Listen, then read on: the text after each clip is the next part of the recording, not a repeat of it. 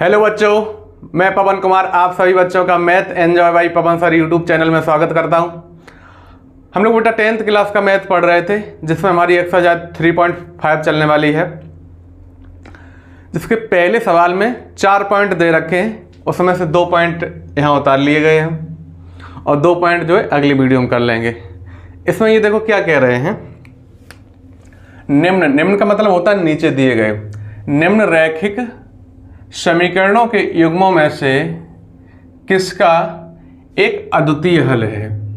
ये बताना है जो हमें नीचे रैखिक युग्म दिए गए हैं समीकरणों के, उनमें से किनका एक अद्वितीय हल है। अच्छा, या किसका कोई हल नहीं है। अगर कोई हल नहीं है तब भी बताइए। आगे कह रहे हैं या किसके अपरिमित रूप से अनेक हल हैं। ये बताना है किसका अद्वितीय हल है, किसका कोई हल नहीं है और किसका अपरिमित रूप से अनेक हल है। ठीक है, ये पहले तो बताना है, पहला क्वेश्चन हो गया इनका। आगे क्या कह रहे हैं, अद्वितीय हल होने की स्थिति में उसे वज्र गुणन विधि से ज्ञात कीजिए। अगर अद्वितीय हल है तो उसे वज्र गुणन विधि से हल करना पड़ेगा। तो सबसे पहले तो हम ये पता लगाएंगे कि किसका अद्वितीय हल है, किसका कोई हल नहीं है, या किस रैखिक युग्म का अपरिमित रूप से अनेक हल हैं। तो हमने पिछली जो हमारी जो कक्षाएं हुई थी, क्लासें हुई थी, उसमें हमने ये सीख लिया था, लेकिन फिर भी 1 मिनट में हम चर्चा कर लेंगे। अगर बेटा यहाँ देखो कोई 2 रेखाएं हैं, a1x b1y प्लस c1 बराबर 0। अगर c1 उधर हो तब भी कोई दिक्कत नहीं। अगर उधर है तो दोनों की उधर होनी चाहिए c1, अगर बराबर के इधर है तो दोनों की इधर होनी चाहिए। दूसरी हमारी जो रेखा है वो a2x b2y प्लस c2 बराबर 0 है। ठीक, अगर बेटा कंडीशन ये आती है a1 बटे a2 और बराबर नहीं है b1 बटे b2, तो ये जो कंडीशन बनती है ये अद्वितीय हल की कंडीशन बनती है। कौन सी बनती है? अद्वितीय हल। इसमें क्या होता है, रेखाएं एक दूसरे को प्रतिच्छेदित करती हैं और यहाँ अद्वितीय हल होता है। कैसा हल होता है? अद्वितीय हल। अद्वितीय हल, यहाँ जो रेखाएं एक दूसरे को काटती हैं किसी बिंदु पे, एक रेखा ये, एक रेखा ये। अच्छा, दूसरा जो है कोई हल नहीं होने की स्थिति की जो बेटा बात कर रहे हैं, तो a1 बटे a2 बराबर आ जाए b1 बटे b2 के और बराबर नहीं आए c1 बटे c2 के, तो रेखाएं जो है हमारी समांतर रेखाएं होती हैं और समांतर रेखाएं एक भी स्थान पर नहीं काटती हैं, तो इनका कोई हल नहीं होता है। इनका कोई हल नहीं है, हल नहीं।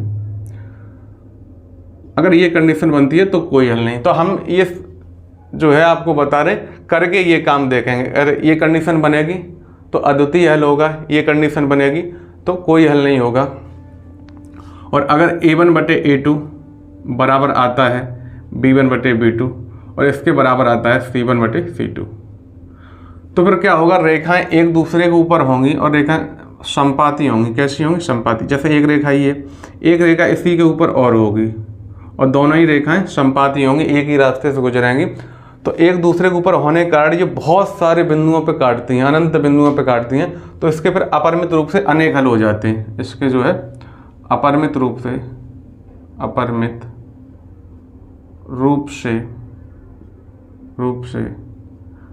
अनेक हल होंगे, अनेक हल होंगे। ठीक होंगे। तो बेटा हम क्या करेंगे, सबसे पहले जो है इसमें पहला पॉइंट लेंगे पहले सवाल का और इनसे तुलना करेंगे। पहली जो रेखा है उसकी तुलना इससे करेंगे, दूसरी रेखा है उसकी तुलना इससे करेंगे, तो a1 b1 c1 a2 b2 c2 का मान हमें मिल जाएगा। उसके बाद फिर हम ये तुलना कर लेंगे। तो चलिए हम करने वाले हैं बेटा, इधर ध्यान से देखो, यहाँ से हम हल कर रहे हैं, सॉल्यूशन कर रहे हैं। सबसे पहले जो हमें रेखाएं दे रखी हैं उन रेखाओं को उतार लेंगे। क्या है रेखाएं? x minus 3y minus 3 equal to 0, x minus 3y minus 3 equal to 0। यहाँ आगे कुछ नहीं है बेटा, तो 1 मान लेंगे। 1 का गुणा अगर किसी संख्या में या किसी पद में कर दें तो कोई अंतर पड़ता नहीं है, आप पहले से ही जानते हैं। दूसरी जो रेखा है वो हमारी है 3x -9y -2 इक्वल टू 0। यहाँ पर देखो अगर बेटा इसकी तुलना इससे करें तो a1 का मान कितना आ जाएगा, a1 आ जाएगा 1, b1 कितना आ जाएगा, b1 आ जाएगा -3 और c1 कितना आ जाएगा, c1 आ जाएगा -3। आगे देखो a2 कितना आ जाएगा, जब इसकी तुलना अगर इससे करें इस रेखा से तो a2 बराबर हमारा आ जाएगा 3, b2 जो है वो हमारा आ जाएगा -9 और c2 जो है वो आ जाएगा -2। अब हम क्या करेंगे, a1/a2 और b1/b2 ये निकाल के देखेंगे। तो a1/a2 तो a1 का मान कितना है 1, a2 का मान कितना है 3। अब क्या करेंगे, b1/b2 निकालेंगे, b1 का मान कितना है -3 और b2 का मान कितना है -9। ये देखो माइनस माइनस प्लस हो जाएगा कटपट के, और 3 1 3, 3 3 9, यहाँ 1/3, यहाँ भी 1/3 हो गया। अब हमें क्या c1/c2 भी निकालना पड़ेगा, उसे भी देख लेते हैं। c1/c2 जो है जब बराबर आ जाता है तो फिर दो कंडीशन बनती हैं, बराबर आने पे आगे चेक करना होता है। अगर a1/a2 बराबर नहीं आता है b1/b2 के तो फिर आगे चेक करने की जरूरत है नहीं, वो केवल एक जगह यही कंडीशन बनती है। और अगर बराबर आता है तो फिर ये दोनों ही कंडीशनें चेक करनी पड़ती, c1/c2 बराबर है कि नहीं है। तो हम चेक कर रहे हैं c1/c2, तो c1 का मान कितना है -3 और c2 का मान कितना है -2। अब देखो माइनस माइनस प्लस हो जाएगा, तो बेटा यहाँ 3/2 है। यहाँ देखो a1/a2 कितना है 1/3, b1/b2 कितना है 1/3, लेकिन c1/c2 जो है वो 3/2 है, बराबर नहीं है। कहने का मतलब हमारी जो कंडीशन यहाँ पे जो आई है वो कौन सी वाली, ये वाली कंडीशन आई है, नहीं ये वाली कंडीशन आई, ये वाली 3/2, यहाँ 1/3 1/3 3/2। कहने का मतलब a1/a2 बराबर है b1/b2, और देखो बराबर नहीं है, क्या नहीं बराबर है c1/c2। तो जब ये कंडीशन बनती है तो ये जो हमारी रेखाएं होती हैं, रेखाएं समांतर होती हैं, और समांतर रेखाओं का कोई हल नहीं होता है। तो बेटा इसे हम बिगाड़ दे रहे हैं इधर से, क्योंकि ये आपको समझाने के लिए हमने लिखा था। अब आप क्या लिख देंगे, रेखाएं जो हमारी कैसी हैं, समांतर हैं, रेखाएं समांतर हैं, रेखाएं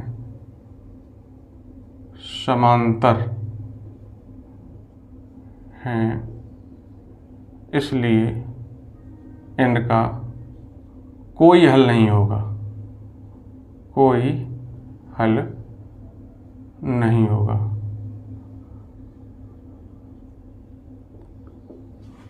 अब आप लोग इसे क्या करेंगे, अच्छे से नोट कर लेंगे बेटा, ठीक है। जो हमारे पहला पॉइंट था वो कंप्लीट हो गया, इनका कोई हल नहीं होगा। क्यों नहीं हल होगा, क्योंकि रेखाएं समांतर हैं। अब हम दूसरा चेक करेंगे, इसे हम बिगाड़ने वाले हैं बेटा, ठीक है। चलिए, ये पहला पॉइंट था।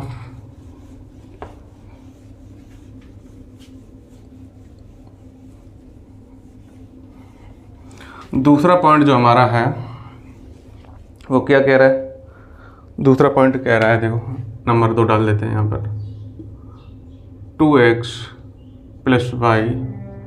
देखो बराबर 5 है, आप चाहो तो बराबर 5 रखो, और आप चाहो तो 5 को इधर ले आओ, तो इधर आने पे ये -5 हो जाएगा, -5 = 0।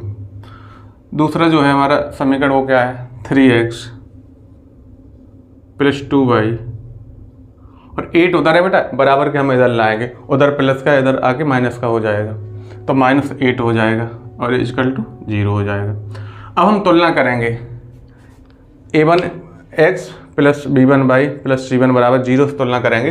तो यहाँ पे देखो a1 का मान कितना आ जाएगा, a1 का मान हमारा आ जाएगा 2, b1 का यहाँ कुछ नहीं तो 1, b1 का मान 1 आ जाएगा, और c1 का मान कितना आ जाएगा -5। तुलना कैसे कर रहे हैं इसकी, a1x + b1y + c1 = 0। तो यहाँ देखो x का गुणक यहाँ a1 है, यहाँ x का गुणक 2 है तो 2 लिख दिया, यहाँ y का गुणक b1 है, यहाँ y गुणक 1 है तो b1 = 1 हो गया। यहाँ देखो c1 जो है हमारा कितना है 5 है। इसकी तुलना जो दूसरी रेखा है इसकी करेंगे, a2x + b2y + c2 बराबर 0 से करेंगे। तो A2 का मान कितना है? A2 का मान है 3। B2 का मान कितना है? B2 का मान है 2। B2 का मान कितना है? 2 है। और C2 का मान कितना है? -8। C2 -8। अब चेक करेंगे, क्या चेक करेंगे? A1/A2 बराबर B1/B2 और बराबर C1/C2 है कि नहीं है, क्या है क्या नहीं है। वो 3 कंडीशन थी, उसमें से कौन सी लग रही है ये चेक करेंगे। तो A1/A2 निकालेंगे। A1 का मान बेटा कितना है? 2। A2 का 3। अब हम लोग क्या करेंगे? B1/B2 निकालेंगे। B1 का मान कितना है? 1। B2 का 2। अब देखो A1/A2 2/3, B1/B2 1/2। A1/A2 बराबर नहीं है B1/B2 के, तो फिर आगे चेक करने की कोई ज़रूरत है नहीं। यहाँ पर जो है, यहाँ A1/A2 जो है वो बराबर नहीं है। किसके बराबर नहीं है? B1/B2 के। जब बराबर नहीं होता है तो बेटा क्या होता है? रेखाएं प्रतिच्छेदी होती हैं, एक दूसरे को काटती हैं। यहाँ रेखाएं या अतः रेखाएं प्रतिच्छेदी हैं। कैसी हैं? प्रतिच्छेदी छेदी हैं। इनका अद्वितीय हल होगा। अद्वितीय हल होगा। अद्वितीय का मतलब होता है मात्र एक हल होगा। इनका अद्वितीय हल होगा। तो बेटा कई बार हमने आपसे पहले भी कहा, फिर भी कह रहे हैं, लिखते समय जैसे मुंह से कुछ बोल रहे हैं और कई बार कोई मात्रा कोई शब्द छूट जाता है, तो आप लोग यही ध्यान रखेंगे। तो आपको जैसे कोई चीज़ छूट जाती है तो पता चल जाएगी ये छूट गई है, धोखे से छूट गई है। ठीक है, गलती तो किसी से भी हो सकती है। चलिए, तो इन्होंने क्या बोला था बेटा? अगर इनका अद्वितीय हल होने की स्थिति में उसे बीजगणित विधि से हल कीजिए, हल ज्ञात कीजिए। तो इसे अब हल करेंगे, x और y के मान निकालेंगे। तो ये बेटा हम इतना बिगाड़ने वाले हैं। ठीक है, पहले तो हमने ये चेक किया है, तो आप इतना नोट कर लेंगे। अब इसे हम यहाँ से बिगाड़ देंगे। ठीक,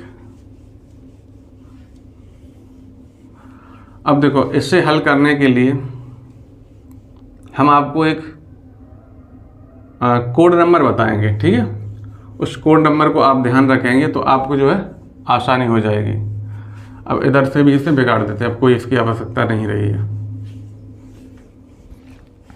कोड नंबर जो है वो क्या है? 23/12। क्या है? 23/12। 23/12 ये आपको कोड नंबर बेटा ध्यान रखना है। इसके आधार पर ही हमारा सवाल हो जाएगा। कोई दिक्कत नहीं, 4 अंक हैं, 23/12 याद कर लो। 2-3 बार पढ़ोगे या 1-2 बार लिख के देखोगे, याद हो जाएगा। आपको क्या करना है? जब पहले नंबर पे क्या है? x है, यहाँ x उतार देना है। दूसरे नंबर पे क्या है? y उतार देना। ध्यान से समझो। तीसरे नंबर पे क्या है? तीसरे नंबर पे यहाँ कुछ नहीं, मतलब अचर पद है तो यहाँ 1 लिख देना। x y 1, इससे भी कोई लेना देना नहीं है। जो 2 1 -5 है, इससे कोई मतलब नहीं। यहाँ आपको पहले नंबर पे x y और 1 ही उतारना है। बीजगणित विधि बता रहे हैं, x y और 1 उतारना है। ठीक, फिर क्या करना है?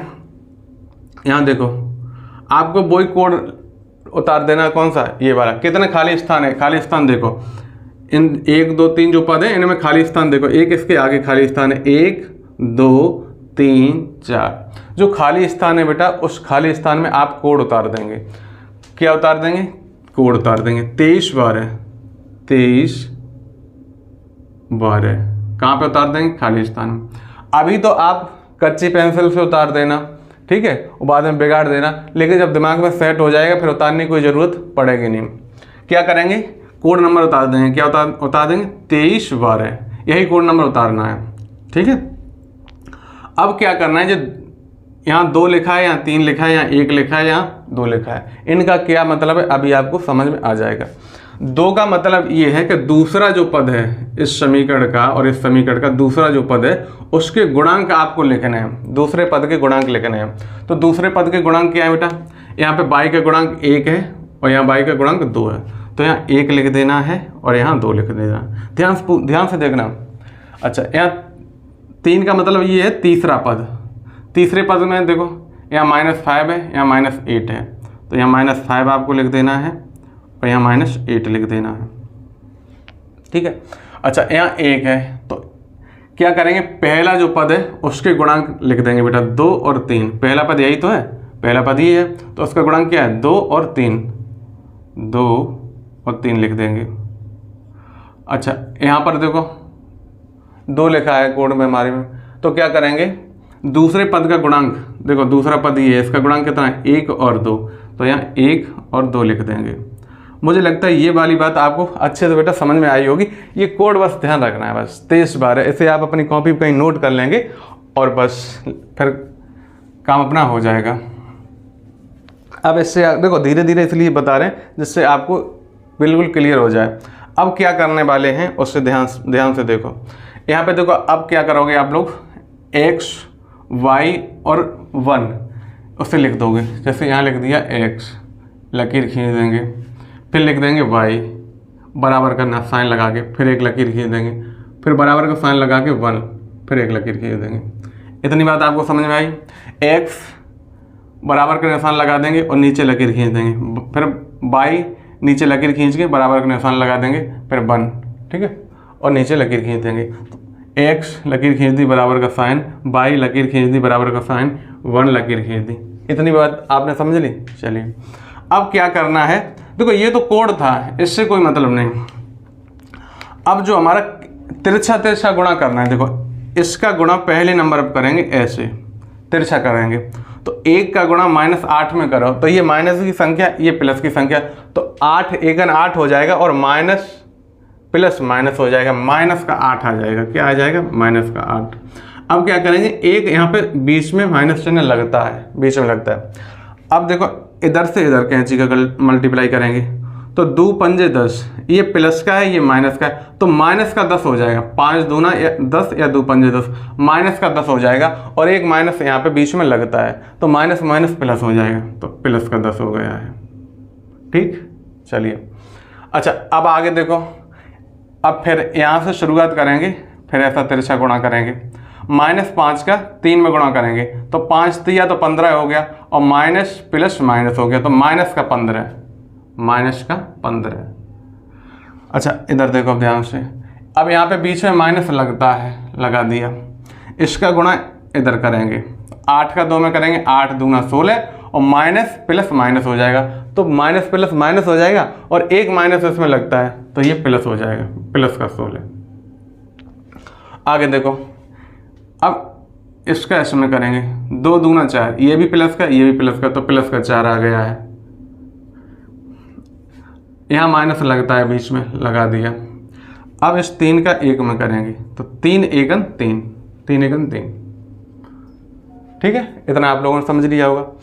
देखो क्या किया था, कैंची का मल्टीप्लाई किया था, इसका इसमें किया, ठीक, पहले नंबर पे लिखा, फिर बीच में माइनस चिन्ह लगता है, इसका इसमें किया, दूसरे नंबर पे लिखा है। इसी प्रकार से इसका इसमें किया है, पहले नंबर पे लिखा है, और इसका इसमें किया है, दूसरे नंबर पे लिखा है और माइनस चिन्ह लगता है बीच में। इसी प्रकार से इसका इसमें किया, पहले नंबर पे लिख दिया है और माइनस चिन्ह बीच में लगा के इसका इसमें करके ये लिख दिया है। अब क्या करेंगे, ये देखो तीनों ही पद बराबर हैं, इन्हें अब अच्छे से हम लोग कैलकुलेट कर लेंगे। यहाँ माइनस के 8 हैं, प्लस के 10 हैं, तो 10 में से जब 8 चले जाएंगे तो 2 बचेंगे, तो x ऊपर है 2 नीचे हैं, बराबर। यहाँ देखो y माइनस का 15 प्लस का 16, तो प्लस का 1 बच गया है, बराबर। यहाँ देखो 1 बटे और यहाँ 4 में से 3 चला गया तो 1 बच गया। अब क्या करना है, एक बार तो x बटे 2 बराबर हम ये चीज़ रखेंगे, एक बार जो है पाई बटे 1 बराबर ये रखेंगे, क्योंकि तीनों ही आपस में बराबर है ना। तो हम क्या करेंगे, एक बार तो x बटे 2 इसके बराबर ये ले लेंगे 1 बटे 1।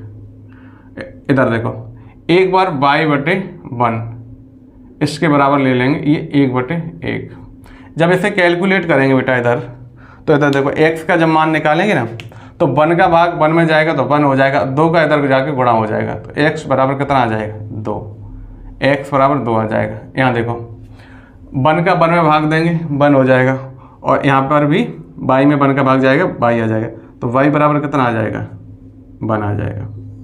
हमें जो भी मान निकालने को इन्होंने बोले थे कि इसे हल कर कीजिए, तो ये बेटा हमने बीजगणन विधि से हल कर दी। x बराबर 2 आ गया है और y बराबर 1 आ गया है, यही हमारी बीजगणन विधि थी। लेकिन आपको कोड ध्यान रखना है 23 और 12 शुरू में आप लिखेंगे और आदत पड़ जाएगी, फिर लिखने की कोई ज़रूरत पड़ेगी नहीं। ठीक है, तो बेटा 2 पॉइंट हमने इसमें से आज कर लिए। अब इससे आगे की चर्चा हम आगे वीडियो में करेंगे। वीडियो देखने के लिए बहुत बहुत धन्यवाद।